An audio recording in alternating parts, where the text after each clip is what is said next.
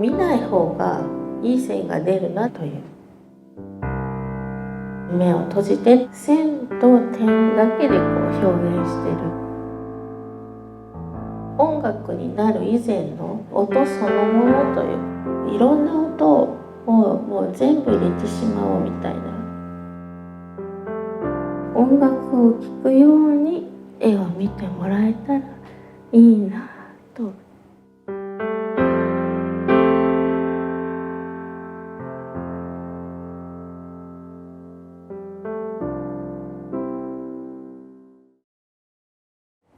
まずですね、私の後ろにある3点は連作で、ソニックのシリーズで1998年音の作品を作っていた頃ですが、これとそちらの大きな、私の中では一番大きなものですが、サウンドシリーズの28番です。で、2005年に初めて新潟の楓画廊さんというところが版画集を作ってくださいまして、こちらの美術館に寄贈という形で収めさせていただきました。私は、音をテーマに、そうですね、あえて目を閉じて画面見ないで作っていた頃がありまして、この大きな作品はその時のものです。大学4年の時にですね、どのように自分の表現をしたらいいのか本当に悩みまして、とにかくひたすらドローイングをいたしました。もう寝ても覚めてもドローイングですね。で、その時に大量のドローイングの中から、探しましたら、10年後のこのソニックシリーズにつながってると後で気がつきまして、最初の頃は気に入った風景などをもとにそれを抽象に崩したりもしてたのですが、そのたくさんのドローイングをやっている時に見ない方がいい線が出るなっていうのは気づきまして、で自分ではブラインドワークとかってね名付けて、で在学中は油絵だったのですが、版画ですと線の表現もしやすいですし、銅版画の質が気に入りまして、油の方をやるか版画の方をやるかで迷ってた時期に、版画の新人の登竜門的なコンクールがありました。で初めての受賞ということで、かなり気分よく、ではあまり迷わないでしばらく銅版画中心で、作家活動をやろうという決断をした、受賞でした。で客観的に見てみますと、自分でこだわってた風景の地平線が一応残っている形で、この当時好きだった中西夏之さんの、表現方法なども影響があり、まだ完全に自分の表現という感じではなかったかと思っています。でこれは初個展ですね。でこの頃は面的な表現と、点や線などいろいろやっていました。インクはフランス製のいいブルーの気に入った色が見つかったので、しばらくブルーのシリーズということで続きます。でベースギャラリーさんの個展は2回続けてやりましたが、その後ですね、なかなか次の展開ができないということで、ひたすら作ろうということで、作家としては一番きつかった時期ですが、ものすごく時間かけて一つの版を、半年、短くて半年で、途中休めて寝かせてまた引っ張ってきたりとかで、自分だけの秘密のね気持ちとかも入れ込めたりして、かなりいろんなタイプのものがあります。それでひたすら作っていましたが、白木さんそのブルーやめてもうシンプルに黒でやってみたらという、今も版画工房でお世話になってます鎌地誠二先生という方、その先生の一言で思い切って黒だけシンプルに線だけでやってみようというで黒に移った時も紙の色に対してどの黒がいいかということで黒を自分で作りました。自分の中で色彩的に黒だけれども若干色味を感じられるような黒にするということを決めて、で黒の中にほんの若干ブルーを入れて、かなりそれをこだわって作っています。で気持ち的にもこう詩的な感じ、ポエムですか、そのあたりもちょっと削りまして、造形的にもっと追求しようっていうことで、そして、テーマの音なんですが、前はソングとかシングとか歌のタイトルのものもあったのですが、このソニックで初めて音楽になる以前の音そのものということで、本当にシンプルなものをやりたいということでソニックシリーズが続きます。でやはり大きな画面になりますと小さなものと違って感覚的に作るだけでは難しかったのをすごく覚えています。で大きなので気づいたのが、やはり書いてるところではなくて書いてない余白の部分が大事だなと思いまして、この頃私落語をですねやっておりまして、本当に趣味なのでねご披露はできませんけれど、落語のなんて間というのをねすごく魅力があるな、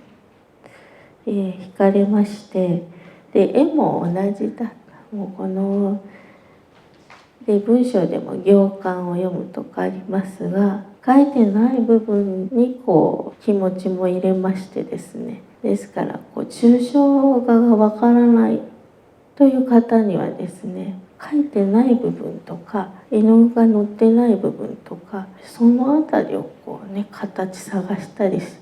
て楽しんでいただくっていうのはね、面白い発見があると思いまして、で本当に何なんですかこれはというお客さん必ずいます。これ何を表してるんですか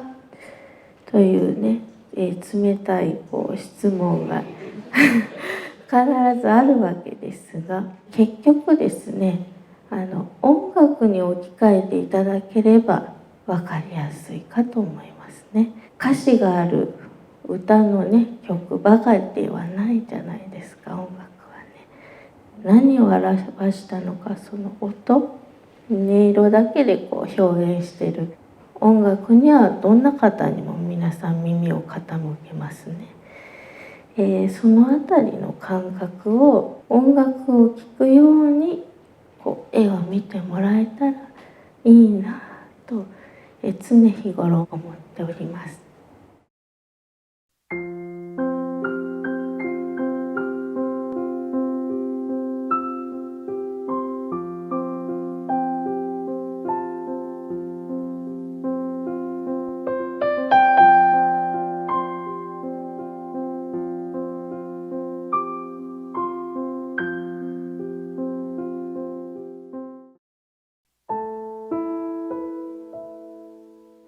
これはちょっと意識してね余白の空間を作りましたけれど、田澤進さんという装丁のデザインで巨匠の方なのですが、この表紙に使わせてくださいという、ね、ありがたい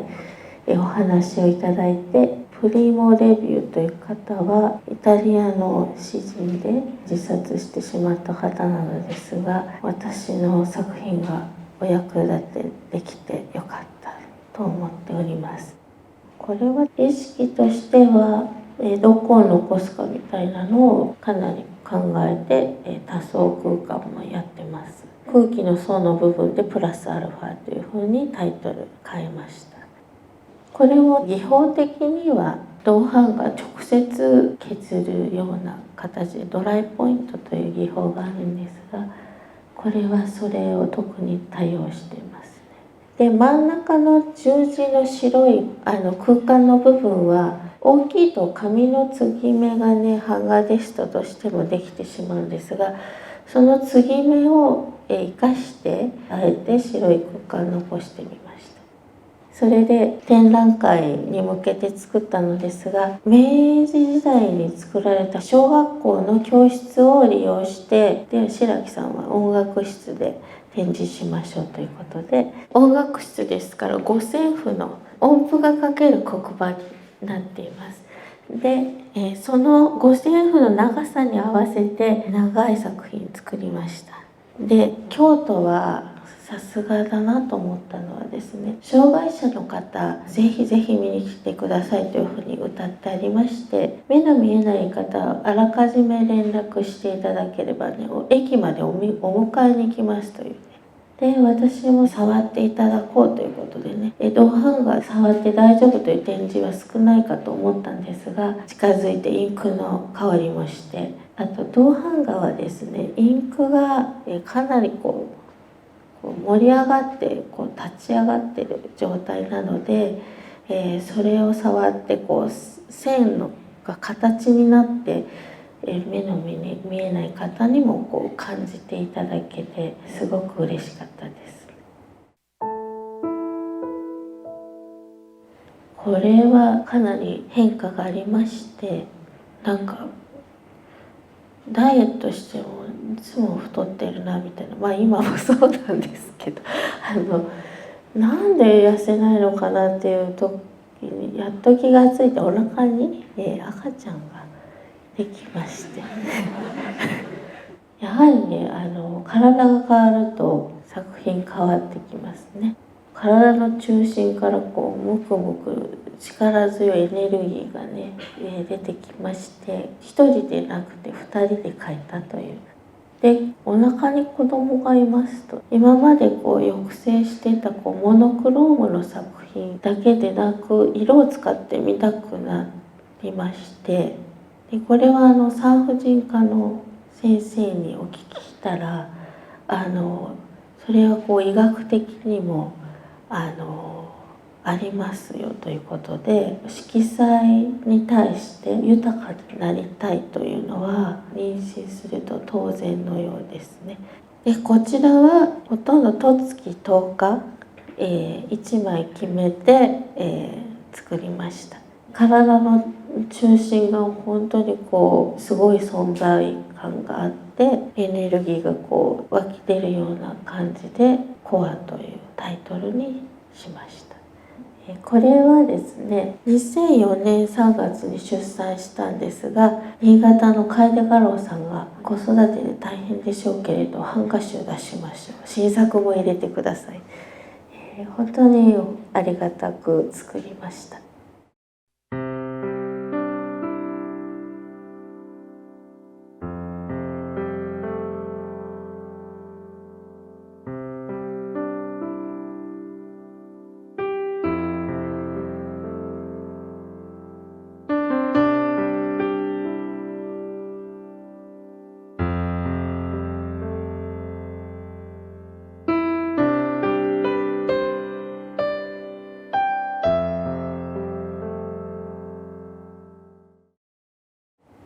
さすがにね、子供2歳ぐらいの時はね、古典などお休みしてましたけど、こちらはアートインタラクティブ東京という実験的なことを今でもやってらっしゃるところなんですが、それでしたら私も実験してみようということで、途中ですって一番上のものに2番目のが加わって、3番目のが加わってます。で上から彫ってるので前の版はもうないんですけれど、彫り進めっていうやつですね。で動きのあるものを積極的にやっていこうという、私の中では実験的な制作でした。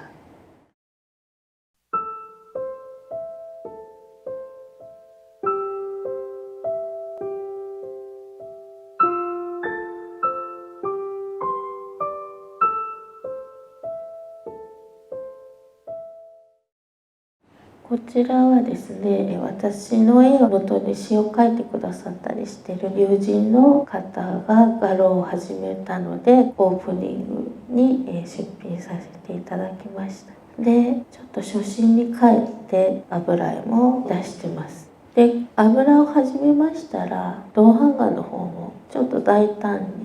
に真ん中の白いところなどは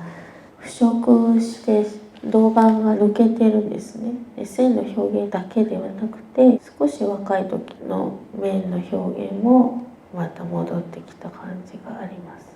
でこちらはかなり腐食を長くして、これはハサミで切ったわけではなくて腐食でこの形を作りました。で自分の意思だけではなくて自然の化石みたいな形になればいいということで、前よりも触覚的な部分大事にしています。でこちらは中村恵子さんと周郷さんという方と、たまにはセッションでグループ展やりたいということでやらせていただきました。オレンジ色っぽい丸いのが私の作品です。